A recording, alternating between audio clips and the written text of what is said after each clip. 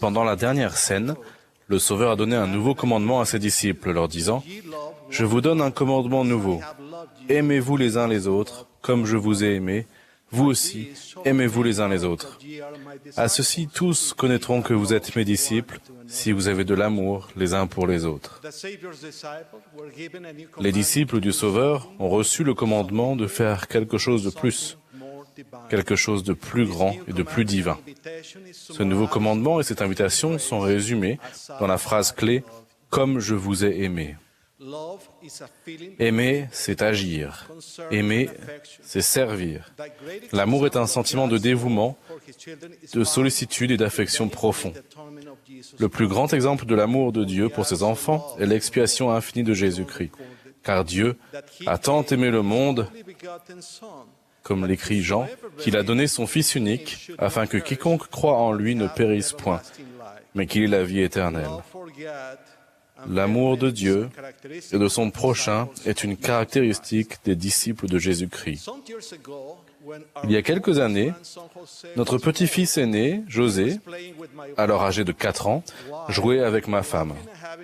Alors qu'ils riaient et passaient un bon moment ensemble, notre petit-fils a demandé à ma femme, « Grand-mère, est-ce que tu m'aimes ?»« Oui, José, je t'aime, » lui a-t-elle répondu. Puis il lui a posé une autre question. « Comment sais-tu que tu m'aimes ?» Elle lui a expliqué ce qu'elle ressentait pour lui et lui a dit tout ce qu'elle avait fait et était disposée à faire pour lui. Plus tard, ma femme a posé à José les mêmes questions, y compris cette demande profonde. « Comment sais-tu que tu m'aimes ?» Dans sa réponse, aussi innocente que sincère, il a dit « Je t'aime parce que je le sens dans mon cœur. » Le comportement empreint d'amour de José à l'égard de sa grand-mère démontre que l'amour est une combinaison d'actions et de sentiments profonds. Le roi Benjamin a enseigné « Je vous dis ces choses afin que vous appreniez la sagesse, afin que vous appreniez que lorsque vous êtes au service de vos semblables, vous êtes simplement au service de votre Dieu. » Dans notre monde actuel, où nombreux sont les gens qui souffrent de situations diverses, l'envoi d'un SMS accompagné d'un émoticône amusant ou la publication d'une jolie photo sur laquelle figurent les mots « je t'aime » sont des choses à la fois bonnes et de grande valeur. Mais beaucoup d'entre nous doivent apprendre à délaisser leurs appareils portables afin de s'occuper en personne des gens qui en ont grandement besoin. L'amour sans le service est comme la foi sans les œuvres, il est mort. L'amour pur du Christ, qui est la charité, nous inspire non seulement d'agir et de servir, mais aussi de trouver la force de pardonner, quelle que soit la situation. Je vais vous raconter une expérience qui a changé ma vie. Ted et Sharon, les parents de Cooper, qui sont ici aujourd'hui, m'ont donné la permission de raconter ce qui est arrivé à leur famille il y a plus de 9 ans. Je vais relater cette expérience du point de vue de Ted, le père de Cooper. Le 21 août 2008, le jour de la rentrée des classes, les 3 grands frères de Cooper, Ivan, Garrett et Logan, attendaient le car scolaire à l'arrêt de bus. Cooper, âgé de 4 ans, était sur son vélo et ma femme, Sharon, était à pied. Ma femme, qui se trouvait de l'autre côté de la rue, a fait signe à Cooper de traverser. Au même instant, une voiture a tourné à gauche, à basse allure, et a renversé Cooper. J'ai reçu un coup de téléphone d'un voisin me disant que Cooper avait été renversé par une voiture. Je me suis rapidement rendu à l'arrêt de bus pour voir Cooper. Il était allongé sur l'herbe. Il avait du mal à respirer, mais il ne présentait pas de blessure apparente. Je me suis agenouillé à ses côtés et lui ai dit « Tout ira bien, accroche-toi ». À ce moment, mon chef de groupe des grands prêtres, Nathan, est arrivé, accompagné de sa femme. Elle nous a suggéré de donner une bénédiction de la prêtrise à Cooper. Nous avons posé nos mains sur sa tête. Je ne me souviens pas des paroles de la bénédiction, Mais je me rappelle clairement la présence des personnes qui nous entouraient. Et c'est à ce moment-là que j'ai su que Cooper allait mourir.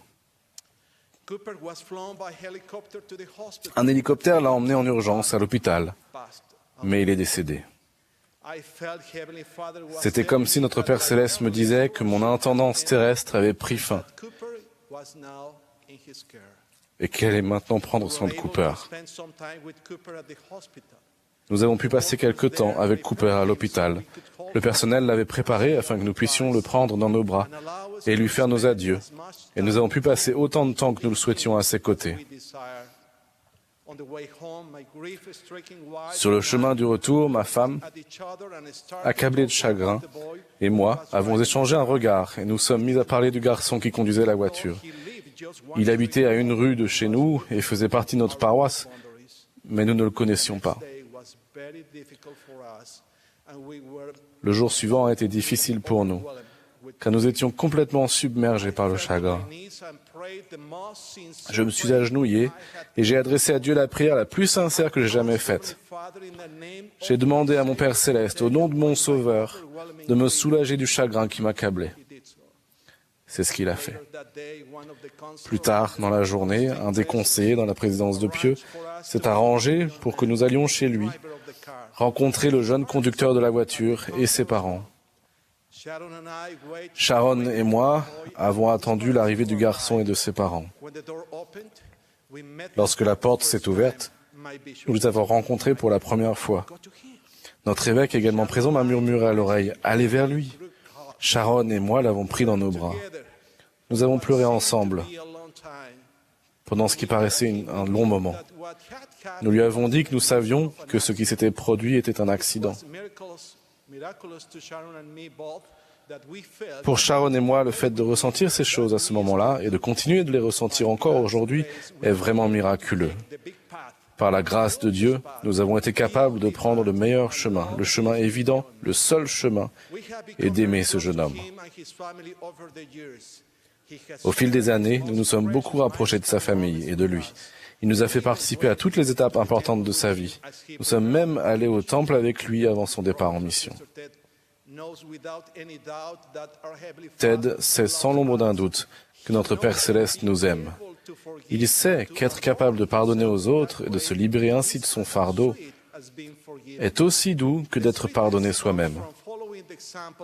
Cette douceur nous vient quand nous marchons sur les pas de notre plus grand exemple. Dans le livre de Mormon, Alma a déclaré à propos du Sauveur, « Et il ira, subissant des souffrances et des afflictions et des tentations de toute espèce.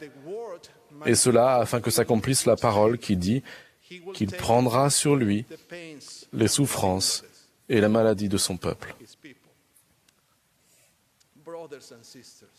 Frères et sœurs, quelle merveilleuse histoire d'amour véritable et de pardon. Nous pouvons nous aussi trouver de la joie en servant les autres et en leur pardonnant.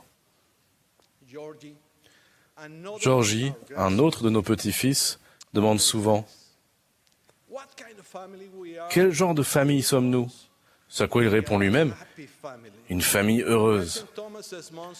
Le président Monson nous a donné le conseil suivant. Examinons notre vie et décidons de suivre l'exemple du Sauveur en étant bons, aimants et charitables. Je sais que notre Père Céleste et son Fils Jésus-Christ nous aiment et ils veulent nous soutenir dans nos efforts pour nous aimer les uns les autres comme ils nous ont aimés. Je sais qu'en servant les autres et en leur pardonnant, avec un amour sincère, nous pouvons être guéris et recevoir la force de surmonter nos propres difficultés. Je le déclare au nom de Jésus-Christ. Amen.